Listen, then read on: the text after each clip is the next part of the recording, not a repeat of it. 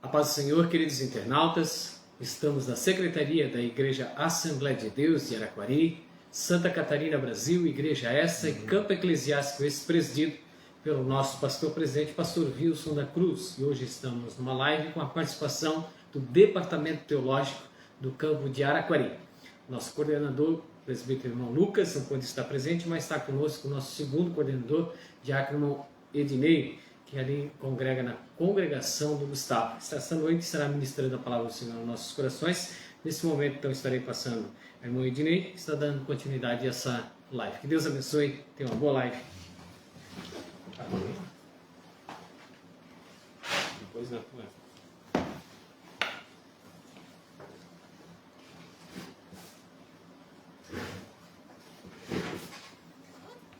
A paz do Senhor a todos. Quero cumprimentar aqui a todos os nossos irmãos e companheiros aí do campo. Hoje estamos aqui iniciando mais uma live, assim como nosso amigo aqui, irmão presbítero, irmão Daniel, mencionou, né? Hoje a representabilidade da live é o nosso curso teológico EPOS, né? Escola Preparatória para Obreiros Siloé, ao qual nós fazemos parte de toda essa equipe, nosso grupo, nosso departamento. Quero aqui deixar um abraço a todos os nossos colegas do departamento, né, toda a equipe, né, toda a coordenação. Deus abençoe cada um, em especial o presbítero irmão Lucas, que tem sempre depositado uma confiança, e que Deus continue a abençoar, né, nossos secretários, irmão Hércules, professores, irmão Manuel, nosso terceiro Vladimir, secretário também o pastor Ângelo. Deus abençoe a vida de todos, nosso pastor presidente, pastor Wilson da Cruz. Que Deus abençoe a todos em nome de Jesus Cristo. Nós vamos começar aqui com o hino da harpa. O irmão Daniel vai estar iniciando com esse hino e depois teremos continuidade aquilo qual Deus tem colocado no nosso coração, em nome de Jesus. Cumprimento também todos os internautas em nome de Jesus. Amém?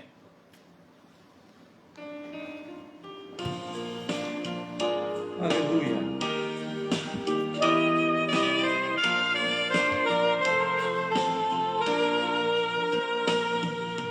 A palavra de Deus é O hino 305, meus irmãos. um tesouro sem igual, tem valor. Fala do amor de Deus, do amor que não tem fim. Mais precioso do que o ouro é este amor. A palavra de Deus é doce mais que o mel. Pela fé há de ser fiel, porque Deus nos concedeu o Emanuel, rocha viva donde mana leite e mel, luz que guia pela senda da paz e alumia os que em trevas estão, lâmpada que nos faz ver os ardis de Satanás e que brilha mesmo na escuridão. A palavra de Deus é doce mais que o mel, que a toma pela fé há de ser fiel, porque Deus nos concedeu o Emanuel, rocha viva donde mana leite.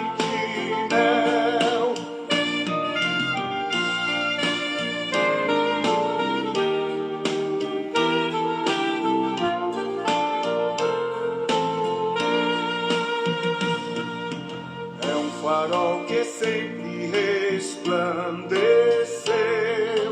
e que mostra o porto da salvação. Quem na arca já entrou e do mundo se esqueceu, chegará por certo à eterna mansão.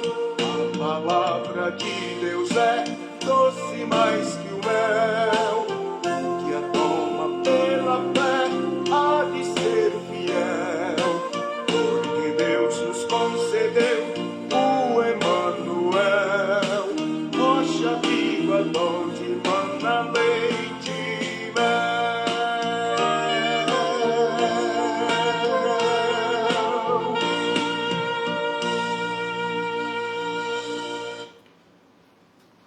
Aleluia.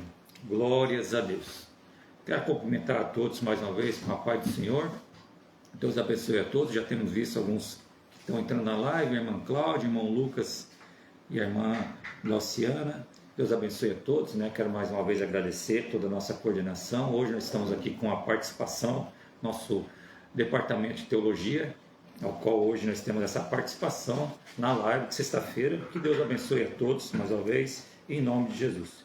Convido os irmãos a abrir as vossas Bíblias, Evangelho de Jesus Cristo, segundo Mateus, capítulo 26, versículo 13. Amém? Evangelho de Jesus Cristo, segundo quem escreveu o apóstolo Mateus, capítulo 26, versículo 13. Amém, meus irmãos? Um versículo bem conhecido, ao qual Deus tem tocado no coração. Já tive a oportunidade de algumas vezes ministrar esse contexto. Esse contexto me chama profundamente a atenção. Ele é um contexto bem expositivo, a gente pode nele conseguir destacar algumas disciplinas. Poderíamos aqui destacar a disciplina da escatologia, a gente vai ver aqui um ponto onde que Jesus Cristo faz menção. Poderíamos destacar aqui a disciplina de hamartiologia, ou a martirologia, a disciplina a respeito do pecado, ou até soteriologia, sobre salvação, né, que nós temos aqui uma menção sobre isso. Temos vários pontos aqui que poderíamos destacar. Mas o que nos chama a atenção a partir desse versículo, ao qual eu estou abrindo junto com você, meus irmãos, ao qual nós vamos ler, Mateus 26, 13, é a respeito deste contexto ao qual vamos ler agora. Em verdade vos digo que onde quer que este evangelho for pregado, amém, em todo o mundo também será referido o que ela fez para a memória sua. Aleluia. Esse texto, assim que lemos, meus irmãos, nós estamos vendo que está se cumprindo neste momento uma profecia de Jesus Cristo. Jesus Cristo está falando sobre essa pecadora, essa mulher que ungiu ele. A gente vai explorar bem o contexto, todo esse gesto ao qual essa mulher vai praticar aqui, a ponto de Jesus Cristo destacá-la e profetizar que aonde for pregado este evangelho, será mencionado o que ela fez. Então, está acontecendo uma profecia nesse momento de Jesus Cristo. Está se cumprindo agora nessa live essa profecia. Essa mulher, olha só, de novo lemos: em verdade vos digo que onde quer que este evangelho for pregado, em todo o mundo, também será referido o que ela fez para a memória sua. Amém, meus irmãos? Essa mensagem aqui, meus irmãos, vocês vão observar na manchete dela, aqui em destaque, outros textos ou outros evangelhos que também vão fazer alusão a esse texto. Já nesse texto aqui, nós vamos ver nessa Bíblia que eu tenho aqui, a Almeida, que Mateus vai fazer menção no capítulo 26, Marcos no capítulo 14 e Lucas também no capítulo 22. Dentro do mesmo contexto, no capítulo 26, mas no contexto do jantar em Betânia, que é versículo 6 em diante, vai fazer menção em Marcos 14 e João 12. Amém? Esses outros dois evangelhos vão fazer menção ao ato que essa mulher fez, quebrando um vaso de alabastro, ungindo Jesus Cristo, e Jesus Cristo vai falar o propósito disso. A gente vai observar isso aí também. Há um texto também em Lucas, capítulo 7, que a gente vai observar também a respeito da pecadora que entrou na casa de Simão e ela ungiu Jesus Cristo. Amém, meus irmãos? Esse texto aqui, quando está refletindo lá no capítulo 14 de Marcos e João 12, a gente vai observar vários detalhes que vão ser representativos a respeito do que essa mulher fez. Mas Mateus capítulo 26 e Marcos não vai destacar quem é a mulher, tá bom? Vão acompanhando junto comigo. Não vai destacar quem é a mulher, não vai destacar quem está lá, e não vai destacar ali algumas situações que vão ocorrer durante toda essa revelação. Agora João vai revelar todos os personagens e suas intenções. Vocês estão compreendendo, meus irmãos? Entendamos. Jesus Cristo, ele está caminhando com o seu apostolado, né? Jesus Cristo é até mencionado aqui como mestre. Se a gente observar, o período de Jesus Cristo estava ali, um período onde tinha várias religiões. Aqui nesse contexto nós já vamos encontrar umas. O Simão, ele era fariseu.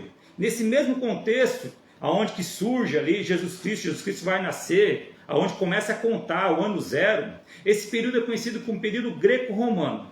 Nesse período, um pouco antes do nascimento de Cristo e um pouco depois, vão surgir algumas religiões. O fariseu, da palavra fariseu, quer dizer zeloso.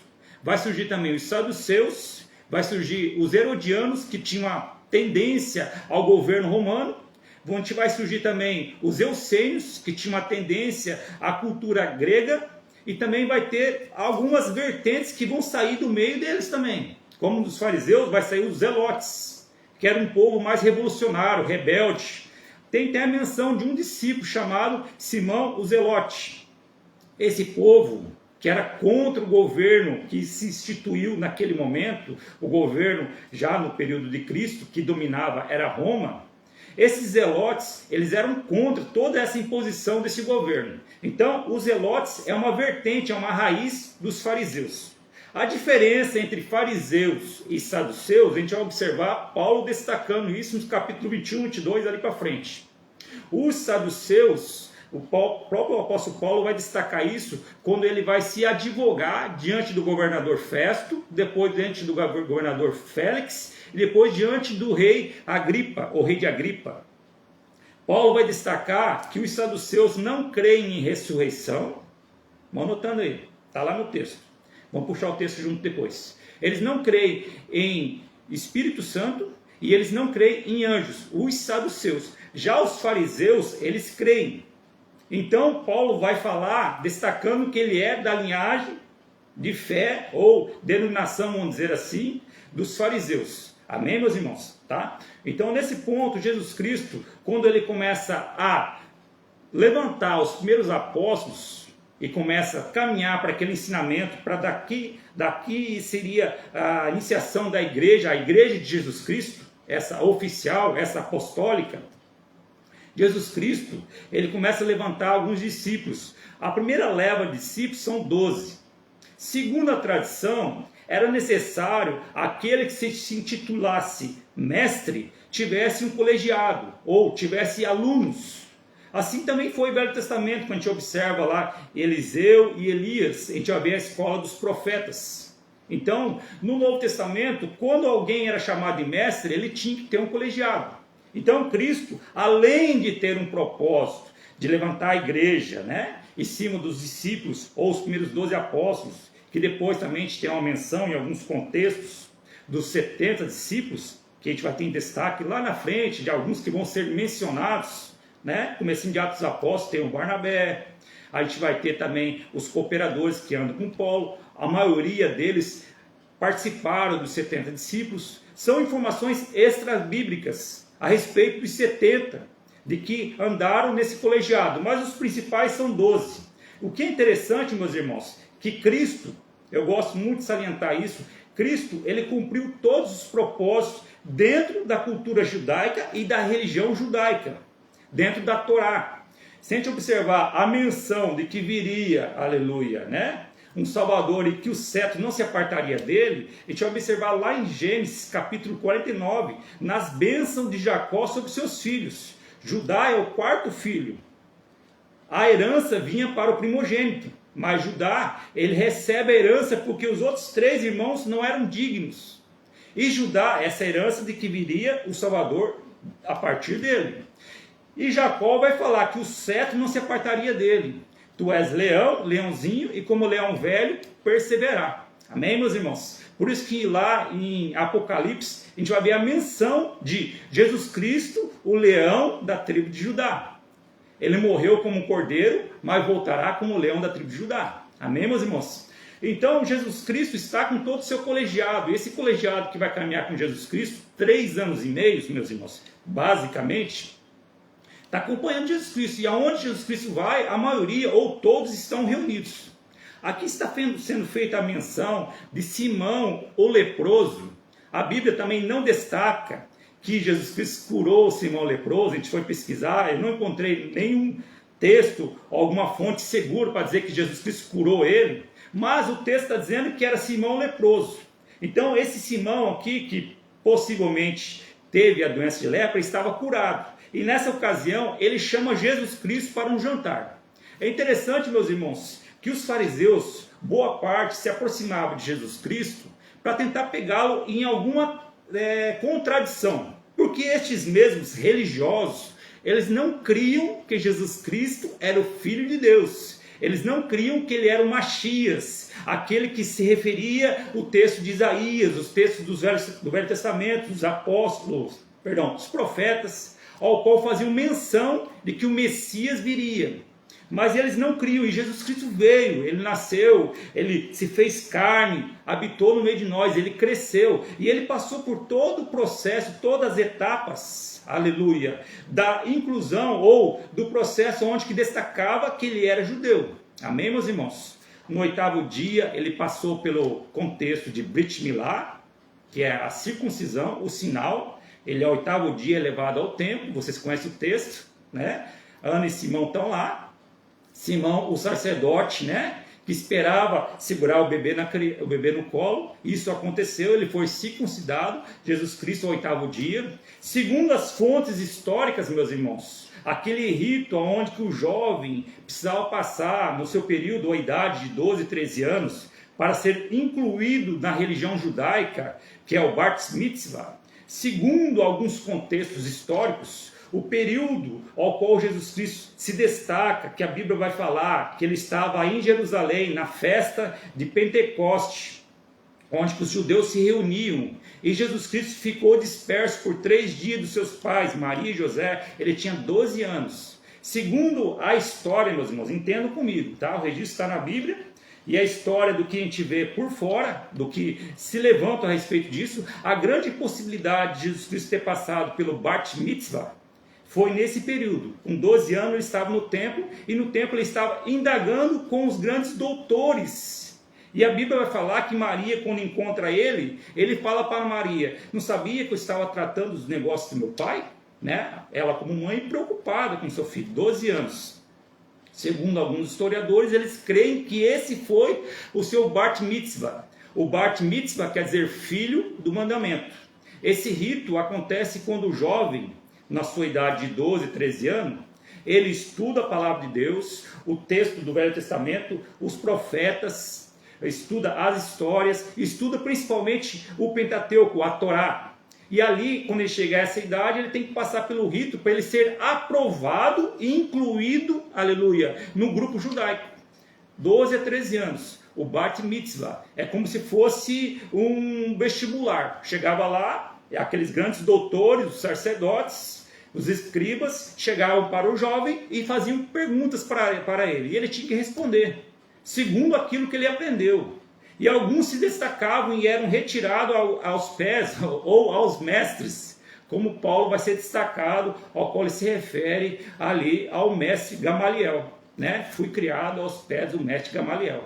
Então, Jesus Cristo passou por esse rito. Jesus Cristo desceu as águas no Rio Jordão, foi batizado por João Batista, cumpriu-se a profecia, e aos 30 anos, antes de começar a levantar todo o seu colegiado, vocês conhecem também essa parte da Bíblia, ele foi levado ao deserto, foi impelido pelo Espírito Santo. Isso aqui é maravilhoso, meus irmãos. Foi impelido pelo Espírito Santo ao deserto. Todas as ações que acontecem na vida de Jesus Cristo, desde o anúncio a Maria, elas são acompanhadas pelo Espírito Santo de Deus. Amém? Quando Jesus Cristo, né, o anjo Gabriel fala para Maria, e Maria fica, né, encabulada: como poderei gerar um filho se eu não conhecia o varão, né, seu marido prometido, estava noiva, era José. Mas o anjo disse que ela geraria um filho. Mas não era dessa forma, era uma forma sobrenatural, cumprimento da palavra de Deus, que o Filho de Deus se faria carne e habitaria no meio de nós. E ele fala para Maria, acalmando o seu coração, e fala para ela: fique calma, a sombra do Espírito Santo te cobrirá e você gerará o Filho de Deus, e se chamará Emanuel, Deus conosco. Depois ele vem ser chamado Jesus Cristo, né? Depois nós entramos nesse contexto a respeito do nome de Jesus Cristo. Mas, neste momento, é o Espírito Santo que traz Jesus Cristo naquele hiato de tempo onde se faz carne no ventre de Maria e ali ele é gerado, os 9 meses, e Maria dá à luz ao menino, filho de Deus. Amém, meus irmãos? Deu aos 12 anos, o 8º dia ele é circuncidado, né? O Brit Milá, Bat Mitzvah, 12 anos, aos 30 desce, né?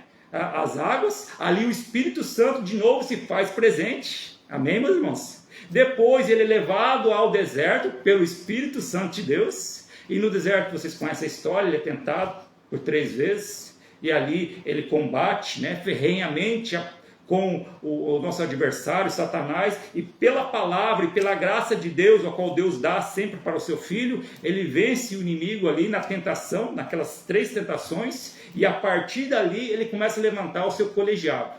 Amém, meus irmãos? Os apóstolos. Começa a chamar um por um. Vocês vão acompanhar o contexto. Tem 2 que andam com João Batista e começam a andar com Jesus Cristo. Tudo ali naquela religião da Galiléia, né? Alguns pescadores, né? Mateus, o cobrador de impostos. Por fim vai, né? Vai um chamando o outro e ali se levantam os 12 apóstolos. E esses 12 apóstolos estão caminhando com Jesus Cristo, estão aprendendo com ele nesses 3 anos e meio. Jesus Cristo está ensinando para ele, mostrando o sobrenatural de Deus, o milagre. Cegos são curados, surdos voltam a ouvir, paralítico volta a andar, né? O morto é ressuscitado, né? Tem a menção de Lázaro, tem a menção da filha de Jairo, né? A menção a respeito da ressurreição, que para Deus nada é impossível, em tudo tem propósito. Aleluia, glórias a Deus. E nessa ocasião, meus irmãos, olha que interessante, né? Chegamos até o ponto onde nós estamos querendo, ou estamos extraindo aquilo que Deus tem colocado no nosso coração. Mateus capítulo 26, a gente tem a menção de Simão, o leproso, e Jesus Cristo vem até a casa dele. Ele chama Jesus Cristo ali, e ali, nesse momento, meus irmãos, esse texto de Mateus 26 vai mencionar uma mulher que ela chega a Jesus Cristo e ela quebra um vaso de alabastro, tá? De 1 libra de unguento nardo. Esse unguento, meus irmãos, essa especiaria, esse óleo, ele era perfumado, ele tinha grande valor, meus irmãos. O texto vai destacar que ele equivalia a 300 dinheiro, né? Ou 300 denários. Um denário, meus irmãos, um denário, presta atenção junto comigo, meus irmãos. Se você buscar a fonte a respeito das moedas que se utilizavam na época, né? Dracma, de dracma, né? Stater. O denário, ele equivalia a 1 dia de trabalho, né? Braçal, vamos supor. Então, esse vaso de alabastro, ele custava 300 denários. Esse vaso, ao qual essa mulher vai quebrar e vai ungir Jesus Cristo, segundo a história, se nós calcularmos 300 denários, 300 dias de trabalho e, né, fazer uma contabilidade, uma comparação ao tempo de hoje, meus irmãos, né? Um dia de trabalho hoje, basicamente, né, R$80, R$100 talvez, dependendo da profissão, né? Estou falando do salário, dia básico, né? Estou falando do básico, do mais baixo. Se nós contarmos 300 dias de trabalho a R$100, né? Calcule junto comigo, dá praticamente R$30 mil. Estão entendendo, meus irmãos? 300 dias de trabalho, R$30 mil, um vaso de alabastro, amém? Só que tem toda a nossa cambiagem, né? Com o tempo daquela época, né? O que se compraria com 300 dias de trabalho naquela época? Teve alguém que mencionou que podia, né, não quebrar o vaso e dar aos pobres. Nós vamos ver essa observação depois e o que João vai falar a respeito disso, né? Ele vai ali revelar qual que era a intenção, se era essa mesmo. Mas olha só, meus irmãos, então esse vaso, ele tinha grande valor.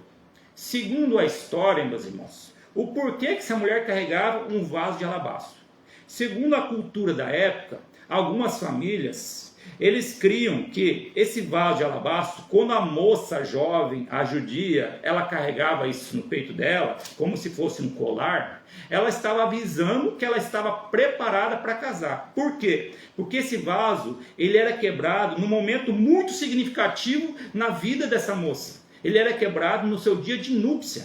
Ela casava, com aquele vaso ela carregava, no dia de núpcias ela quebrava o vaso e derramava sobre o quarto, né? Sobre o seu enxoval, sobre a sua cama, ali na sua noite de núpcia. Ela quebrava esse vaso só nesse momento, meus irmãos.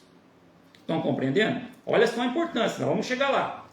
O material alabastro era uma espécie de mármore, tá? Então era confeccionado esse vaso, segundo a Bíblia fala que ele tinha 1 libra, essa libra equivalia praticamente a 150 ml, se eu não estiver enganado, tá? 1 libra. Então era um vaso pequeno, como se fosse um perfume pequeno, desses perfumes que a gente compra hoje. E esse vaso era colocado unguento, essa especiaria, esse perfume, esse óleo era colocado dentro.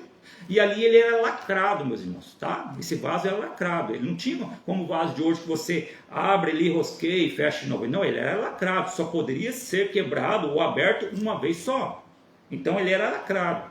Alguns tipos de materiais que eram usados naquela época, né, para lacrar, que a gente vai observar na Bíblia, que é usado, meus irmãos, por exemplo, o betume. O betume era uma espécie de pinche, tá? Era uma espécie de pinche, algo assim, de uma liga que grudava e secava. A gente vai observar na Bíblia que a pequena arca de Moisés, onde sua mãe, Joquebede, né, vai confeccionar, onde ela vai jogar naquele rio Nilo ali, onde que a filha do faraó vai encontrar crianças, naquele momento onde o faraó mandou matar todas as crianças das hebreias, né, porque estavam se multiplicando muito, nesse livramento onde tinha propósito que Moisés seria, né, um libertador do povo de Israel que estava no cativeiro egípcio, que também é uma alusão a Cristo, né, uma tipologia de Cristo, né, Moisés, né, ou Moisés.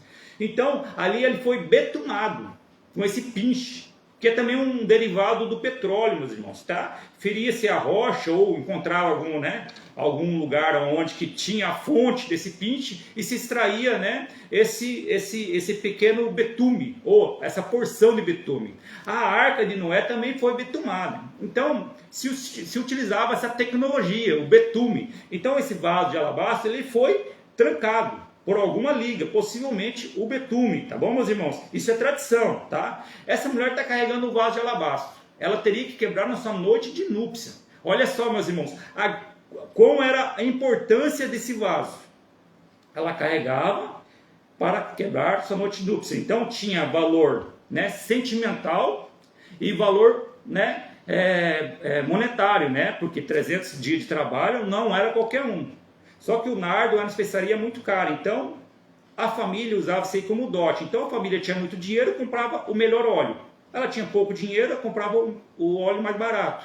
Nesse caso ela comprou o melhor. A melhor especiaria que tinha era o nardo puro, né? O unguento puro. Então essa mulher entra na casa de Simão leproso, olha só. E ela começa, né, ali, ela quebra o vaso, ela unge Jesus Cristo, né? E chorando com essas lágrimas, né, ela começa a lavar os pés de Jesus Cristo, e ali com o seu cabelo ela enxuga. Vocês estão compreendendo, meus irmãos? Olha só o ato que essa mulher fez. No capítulo 7 de Lucas, eles vão chamar ela de pecadora, tá? Uma mulher que faz essa menção. A Bíblia não traz uma relação mais profunda se era a mesma situação, porque segundo a Bíblia, no capítulo 26 de Mateus, nós estamos em Betânia. Amém, irmãos? Está registrado. Estamos em Betânia. Betânia fica a praticamente alguns quilômetros de Jerusalém. A reunião do capítulo 26 de Mateus com o fariseu Simão leproso, tá, é em Betânia. Segundo a história, o Lucas 7 é em Cafarnaum. Tá? Há uma discrepância aqui de localidade, tá? Mas o que importa é a ação dela, é o que Jesus Cristo destaca. Ela quebrou o vaso, ungiu Jesus Cristo, com suas lágrimas molhou os pés de Cristo, aleluia, e com o seu cabelo ela enxugou, amém? Ela deu tudo o que ela tinha para Jesus Cristo. Ela entregou o seu melhor para Jesus Cristo. Vocês estão compreendendo a mensagem, meus irmãos? Ela deu o seu melhor para Jesus Cristo. Há uma alusão aqui, meus irmãos, da igreja ou do pecador, né? E o noivo, meus irmãos. O pecador que se arrepende, se humilha aos pés de Jesus Cristo, e a Bíblia vai falar que Jesus Cristo perdoou os pecados dela. E aqueles que estavam acusando, ele chegou para eles e falou a dimensão do valor, aleluia, do que ela estava ali depositando em Cristo, entregando tudo e o seu melhor para Cristo. Aleluia, Jesus. Ela está sendo uma pré-figuração daquele que se arrepende e vira igreja. Aleluia, Jesus. Se arrepende, aleluia, pede perdão para Deus, entrega e começa a fazer o seu melhor para Deus. É interessante, meus irmãos, que nós vemos aqui o Simão, ele dizendo para si mesmo, está no texto, vocês podem pegar Mateus 26, pode pegar Marcos 14 e João 12, tá? Nós vamos chegar em João. Esse Simão vai falar para si mesmo, se ele soubesse que essa mulher fosse pecadora, ele não fazia tal coisa. Porque a dimensão do que a gente vê no texto é que essa mulher não foi convidada para estar ali, tá? No capítulo 7 de Lucas. Mas ela entrou, ela foi lá, precisava encontrar Jesus. O texto vai fazer menção também de Lázaro. Lázaro, meus irmãos, ele tinha acabado de ser ressuscitado. Capítulo 12 de João vai destacar que Lázaro foi ressuscitado. Capítulo 11, Lázaro está morto e Jesus Cristo vai lá e ressuscita Lázaro. Capítulo 12, Lázaro era o personagem mais destacado no momento, porque era aquele que Jesus Cristo ressuscitava, ou ressuscitara. E o texto vai dizer, meus irmãos, que os fariseus, os sacerdotes perseguiam Lázaro para matar ele novamente, porque ele estava trazendo alvoroço no meio do povo, porque o povo estava vendo o milagre que Jesus Cristo fez. Vocês estão compreendendo? Agora começa a destacar os personagens da situação. Esse Simão leproso vai fazer essa menção, vai falar, se ele soubesse que ela era pecadora, ele não fazia tal coisa. Porque uma mulher pecadora, meus irmãos, naquela época ela era discriminada. Todos pecadores, mas a mulher era mais ainda. É aquela assim, tipo assim, que era excluída de tudo, meus irmãos. Quando ela não era apedrejada. Então, era uma situação muito difícil para ela. Então, esse Simão pega e fala isso. E Jesus Cristo faz ali um trocadilho, né, a respeito de valores e daqueles que devem. Ele faz menção de quem deve 500, aquele que deve 50. Faz uma pergunta para o Simão não sabe responder. Daí ele responde, né, aquele que ele ama mais, ele perdoa mais. Daí ele pega e faz menção dessa moça ou dessa mulher, falando sobre ele. Porque o costume judaico, meus irmãos, o anfitrião, quando recebia uma visita, essa visita chegava até a casa do anfitrião, essa visita era recebida com um beijo, ósculo, um beijo no rosto. Essa visita chegava lá, que estava caminhando, né? Vinha da rua. Ele vinha com uma bacia, com água, e vinha com uma toalha e lavava os seus pés, meus irmãos. Vocês estão compreendendo? Essa visita, ela recebia um óleo de bênção sobre a sua cabeça. E quando Jesus Cristo chegou na casa de Simão leproso, né, esse Simão fariseu, ninguém fez isso, nem, né, aquele que convidou, que foi o fariseu. E ele explica isso, olha, você não me desse um beijo no rosto ou o ósculo, mas ela fez. Você não me ungiu, ela ungiu. Você não lavou meus pés, ela com suas próprias lágrimas. Aleluia. Isso é forte, meus irmãos. Com suas próprias lágrimas, de um coração aquebrantado, arrependido, aleluia, correndo, né, indo atrás de Jesus Cristo para pedir perdão, aleluia. Ela lava os pés de Cristo. E olha só, meus irmãos, o que é interessante aqui, o cabelo da mulher, que é a beleza da mulher, amém, irmãos, né? É algo que a mulher cuida muito. Essa mulher não se preocupou com isso. Ela usou seu cabelo como toalha para enxugar os pés do mestre. Aleluia, Jesus. Ela deu o melhor dela. Talvez seria o único patrimônio dela, esse vaso de alabastro. E ela foi lá e quebrou e ungiu Jesus Cristo. Aleluia. Isso é forte, meus irmãos. Ela entregou o seu melhor para Jesus. Amém, irmãos? Agora a gente vai ver, meus irmãos, alguns personagens que vão ser destacados, que João 12 vai revelar, aonde que Marcos e Mateus não destacam. Essa mensagem, meus irmãos, é conhecida também como uma mensagem sinótica. Sinótico quer dizer, no grego, sim, né? Quer dizer, juntos, e ótico, olhar. Ou seja, todos estão olhando juntos para Cristo e trazendo a palavra reveladora. Estão testificando em textos, aleluia, os 4 evangelhos, né? Se conhece sinótico como Mateus, Marcos e Lucas. João também traz grandes revelações. Ele traz também contextos que estão nos outros evangelhos. Mas João é aquele característico, né? Aquele que observa tudo, né? Como se estivesse caminhando por fora e trazendo informações mais detalhadas. Segundo a história, Marcos é o primeiro evangelho a ser escrito. Depois, segundo a história, talvez Mateus, Lucas, o historiador, que vai escrever o evangelho de Jesus Cristo e Atos para o Teófilo, seu amigo, né? Lucas é o grego, né? Aquele que vai andar com Paulo e vai andar junto com a igreja, né? Já não andou com Cristo, mas ele andou junto com a igreja. Amém? E os discípulos que vão surgindo ali, que vão dar continuidade à igreja, né? E João, ele vai escrever Apocalipse, Evangelho de Jesus Cristo, as cartas, as 3 cartas, depois que ele vem da ilha de Patmos, já na sua velhice. Aí João vai destacar todas as visões, tudo aquilo que ele teve em particular, e detalhes. Então, quando a gente vê essa revelação em João 12, o texto vai dizer para nós que estavam reunidos nessa casa Lázaro, Marta e Maria, os amigos de Jesus. E Maria é aquela que, né, por 2 ou 3 vezes vai aos pés do mestre, né? Maria. E nessa ocasião, o texto de João 12 vai destacar que é Maria que quebrou seu vaso de alabastro, né? Ela estava guardando para o seu casamento, mas ela entregou para Jesus. Aleluia. É forte, meus irmãos, esse texto. E a pessoa, meus irmãos, que murmurou, né? Porque Mateus e Marcos não vão entregar. Vão falar que eles arrazoaram em seu coração, né? Por que quebrar esse vaso, né? Nossa, poderia ter vendido, né? Dado aos pobres, né? E Jesus Cristo fala para eles: olha, os pobres, né, me têm, né? Mas nem sempre alguém vai poder fazer um ato como esse, e ela o fez. Então, Jesus Cristo ali, ele quebra, né, essa segunda intenção, né, entre aspas, porque João vai dizer bem assim, meus irmãos, que quem estava de olho no vaso de alabastro era Judas. Estão compreendendo?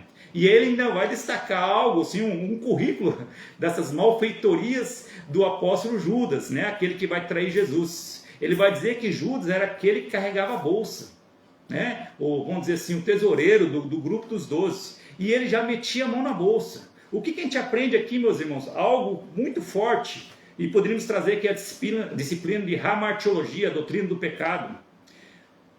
O Judas, meus irmãos, ele não caiu de paraquedas quando ele foi trair Jesus Cristo.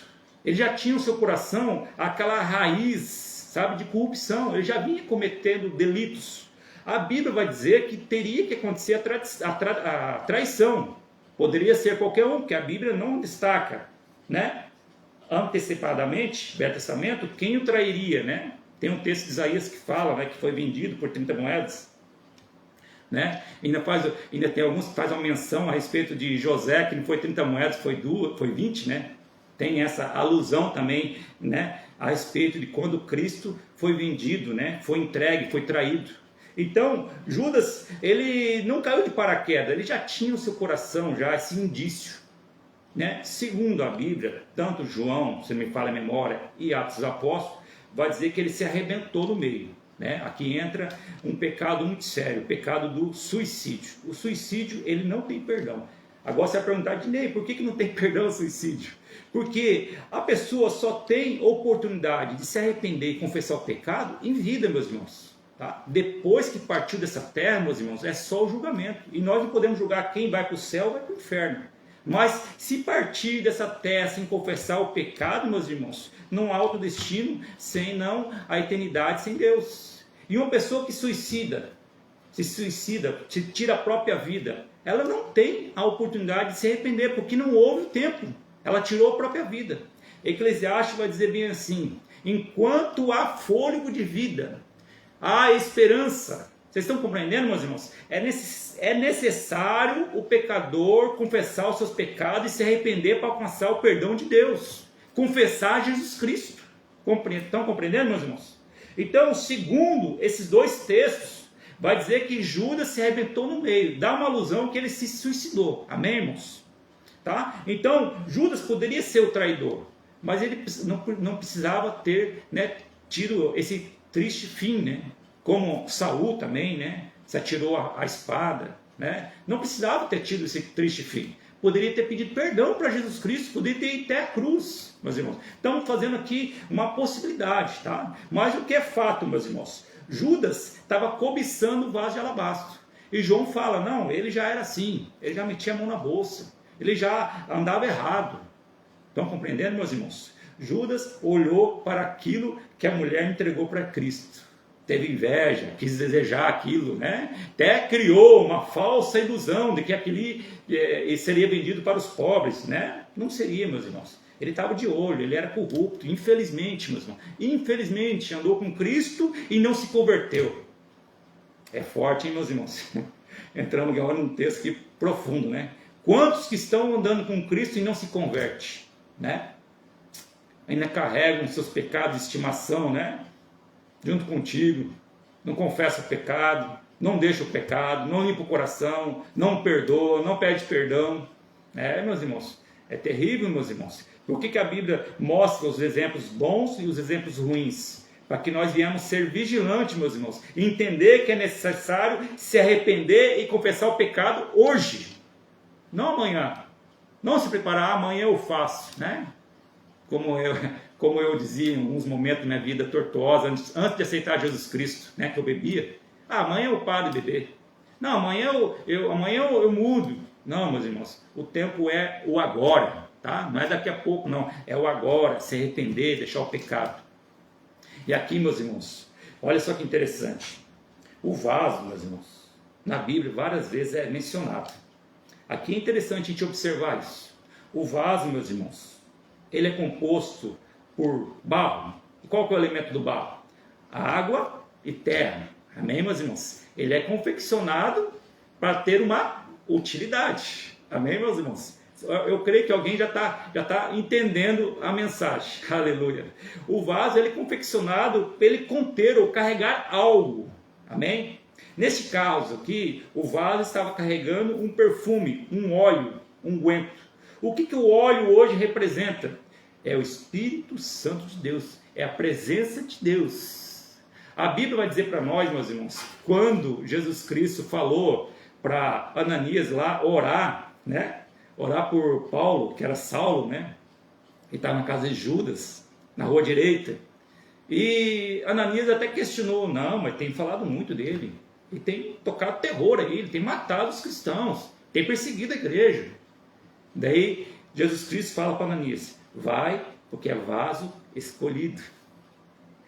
Carece ou é necessário que ele padeça pelo meu evangelho. Aleluia. Agora já não é mais o Paulo, aquele que perseguia a igreja. É o Paulo, né? O Saulo que perseguia a igreja. É o Paulo que entrega a sua vida pela igreja. Aleluia. É um vaso escolhido. Aleluia. Cheio da presença de Deus. O óleo aromático do Espírito Santo de Deus. Aleluia. Glórias a Deus. E olha que interessante, meus irmãos. É tão profunda essa como é que se diz? Caracterização, né? Do vaso, essa comparação, né? Sobre aquele que carrega a presença do Espírito Santo. Quando no Velho Testamento Deus fala com Jeremias, né? E chama Jeremias, vem cá Jeremias, vou te contar uma história, só que eu vou fazer aqui uma ilustração para você, né? Vamos dizer assim, né? Estou aplicando aqui uma hermenêutica, um dissertamento, né? Uma interpretação. Lá em Jeremias, capítulo 18, ele fala para o profeta, Jeremias, vem comigo, desce a casa do oleiro. Ele chegou na casa do oleiro e estava lá o oleiro na roda com o vaso. Está lá, confeccionando, preparando o vaso. Do que acontece, meus irmãos? O vaso se quebrou, né? Daí Deus fala para Jeremias, não poderei eu fazer assim, né? Quando o vaso se quebra, ele pega o vaso, confecciona e faz o vaso novo. Amém, irmãos? Um vaso restaurado pela presença de Deus, pelo trabalhar de Deus, pela obra de Deus. Daí ele fala para Jeremias, não poderei eu fazer assim com o povo de Israel? Né? Daí Jeremias tem ali uma revelação. Jeremias começa a entender que Deus tem projeto na vida do povo de Israel, assim como tem na minha vida e na sua vida. E o que é interessante nessa mensagem, meus irmãos, observe que o texto vai dizer que o vaso se quebrou. Não é o oleiro que moeu o vaso, tá? Não é o oleiro que olhou para o vaso, esse vaso tem que ser quebrado. Foi o vaso que se quebrou. Uma alusão daquele que necessita confessar o pecado, se arrepender e se quebrantar diante de Deus. Aleluia. Foi o vaso que se quebrou, foi o vaso que desejou ser feito um vaso de excelência, ser feito um vaso, aleluia, de propósito, ser feito um vaso de utilidade, aleluia, na presença de Deus.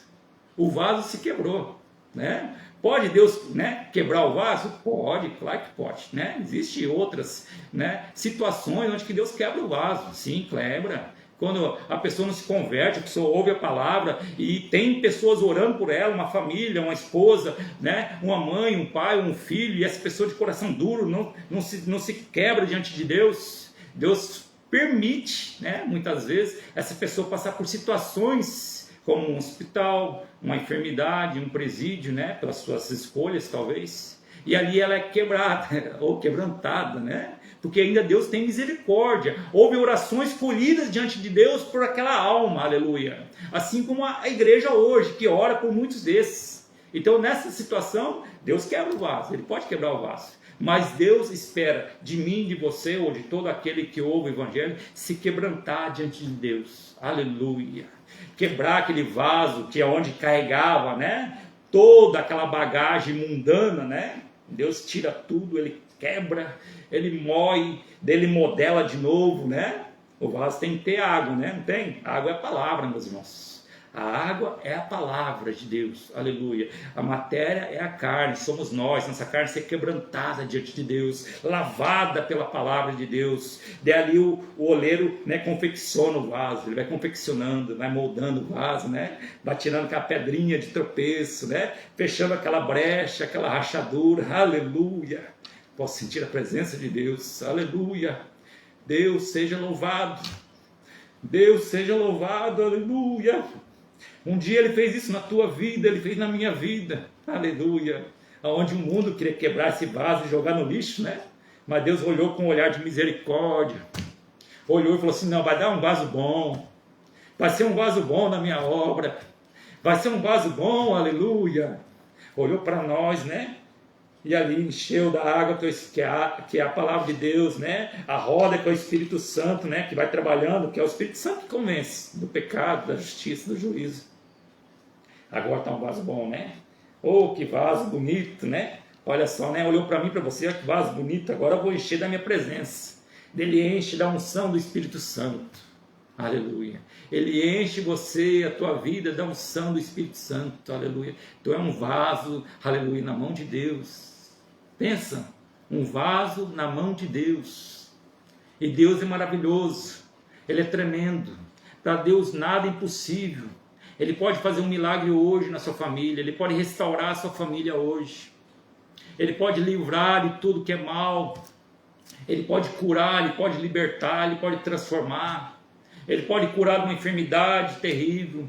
Ele pode livrar do vício, da bebida, da droga, da prostituição, da idolatria, né? Deus pode fazer. Tenha por certo, né? Talvez, né, em muitas famílias as pessoas olham para aquele que está afastado, perdido, e falam assim: não vai dar mais nada, está perdido, né? Não se preocupe mais com ele ou com ela, né? Já fiz tudo que tinha que ser feito, aleluia, Jesus. Mas não é assim. É Deus que dá a última palavra. E é isso que Deus espera de nós, aleluia. Que se nós há alguma falha, alguma falta, que nós se quebrantamos diante de Deus, aleluia. Sejamos um vaso de excelência. E façamos como essa mulher foi mencionada aqui, virou um testemunho de evangelho, de pregar a palavra. Ela entregou o seu melhor para Cristo. Estão compreendendo? E nessa menção, nessa alusão, né, do noivo e da noiva, meus irmãos, né? O vaso de alabastro que não é quebrado, meus irmãos, ou que não é aberto, né? É a nossa santidade. Nós temos que guardar a nossa santidade, preservar a nossa santidade, porque um dia a noiva vai se encontrar com o noivo. E quem vai levar a noiva é o Espírito Santo de Deus, né? Nós cremos no arrebatamento. Olha quantas vezes ou quantas menções do Espírito Santo que nós vemos nessa mensagem, meus irmãos. O Espírito Santo traz Jesus Cristo, faz carne no ventre de Maria. O Espírito Santo anda com Jesus Cristo. Jesus Cristo é batizado, aleluia, no Rio Jordão. E o Espírito Santo se faz presente. Ali a gente vê a menção, né, Deus Pai se manifestando, né? Esse meu filho amado. O Espírito Santo descendo em forma corpórica, que é a pomba. E Jesus Cristo, Filho de Deus, o Verbo que se fez carne e habitou no meio de nós, né? Só para a gente fechar aqui, né? Chegar, né? Finalizar. Se a gente olhar João, capítulo 1, vai dizer assim, que no princípio era o Verbo, e o Verbo estava com Deus, e o Verbo era Deus. Falando a respeito de Jesus. E o Verbo se fez carne e habitou no meio de nós, ele andou junto conosco. Olha que tremendo. Outra hora, Velho Testamento, os profetas, os reis desejaram isso. A igreja viu isso acontecer. Hoje nós vemos pela presença e sentindo a presença, mas a igreja naquele momento, ou quando Cristo se fez carne e habitou no meio de nós, o mundo, a humanidade viu o Filho de Deus pisar aqui na terra.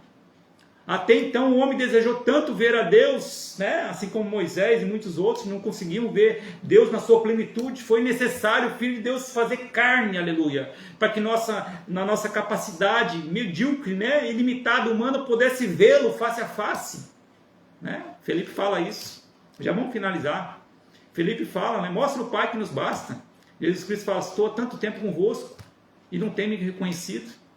Né? E João, voltando a João fala, no texto de João fala assim, ele veio para os seus, veio para o povo de Israel, e os seus não receberam, mas ele deu poder para todo aquele que receber a Cristo, ser chamado Filho de Deus. Olha que privilégio, poder, direito, prerrogativa, aleluia, amém, meus irmãos, né? Sejamos um vaso ao qual Deus espera de nós, né? Essa mulher que entregou o melhor dela, né? Fizemos essa alusão ao vaso, e Deus nos leva a permear a Jeremias capítulo 18, né? E ao apóstolo Paulo, né? Nessas menções a respeito dessa ilustração que Deus faz na sua palavra de Deus, na sua palavra, a respeito de nós como vaso nas mãos do oleiro, né? Nas mãos de Deus, amém? E cheio da presença de Deus, né? Eu gosto de cantar um corinho, de vez em quando Deus me faz lembrar, né? Desemboca o vaso, né? Tem uma parte do corinho que fala, desemboca o vaso. Como que nós desembocamos o vaso, meus irmãos? Né? Quando a gente prega o Evangelho, quando a gente anuncia o Evangelho, nós estamos derramando o vaso que é a presença de Deus. E por que nós temos que desembocar o vaso? Porque Deus quer encher nós da presença dele de novo, constantemente. Aleluia. Porque foi para isso que Deus nos chamou, para ser vaso na mão de Deus. Amém, meus irmãos? Deus abençoe a todos, obrigado porque vocês estiveram aí, tá? Se tiver alguém aí que queira aceitar Jesus Cristo, tá? Não perca mais tempo, tá? Talvez, né, essa live talvez esteja visitando muitos corações aí, talvez depois gravada possa visitar, tá? Não perca mais tempo com o mundo, não. O mundo não tem nada a oferecer, não. Só Jesus Cristo tem o melhor. Jesus Cristo tem para essa terra e para a eternidade ainda. Ele fala com o apóstolo João Pedro. E a eternidade, meus irmãos, não se compara nada nessa terra com o que está reservado para nós. É grandioso, é tremendo, é maravilhoso, aleluia. Não perca mais tempo no mundo não, para você que está ainda cocheando em dois pensamentos, tá? Volta para Jesus Cristo. E você que talvez está aí meio, né, abalado por alguma situação, não perca a esperança não, fica firme na presença de Deus, não se desvia não, não larga a obra que Deus colocou na tua mão não, tá? Deus te chamou para ser, né, vaso e ser usado na mão de Deus, um vaso cheio da presença de Deus, um vaso de excelência. Amém, meus irmãos? Deus abençoe a todos, em nome de Jesus Cristo. A gente vai fazer uma oração aqui, tá? Se você quer aceitar Jesus Cristo, né, aproveita o momento, esse ensejo, tá? Esse ensejo, estamos começando um ano novo, né, 2025, né? Talvez a gente crie várias metas, né? A gente quer, no meio secular do material. Mas coloque uma meta na tua vida em primeiro lugar, que é buscar a Deus mais, orar mais, tá? Ser mais usado na mão de Deus, tá? Se esquivar do pecado, tá? Não percorrer, né, na beira do precipício, tá? Vigia, tá? Vigia, tá? O inimigo não está aí para brincar, não. O inimigo está para derrubar. E ele tem derrubado muitos. Fique firme na presença de Deus. Não troque nada na face dessa terra pela presença de Deus, porque ela vai te garantir a eternidade. Você aceitou Jesus Cristo? Tem o Espírito Santo? Então continue firme na obra e na caminhada com Cristo, que a eternidade é logo ali.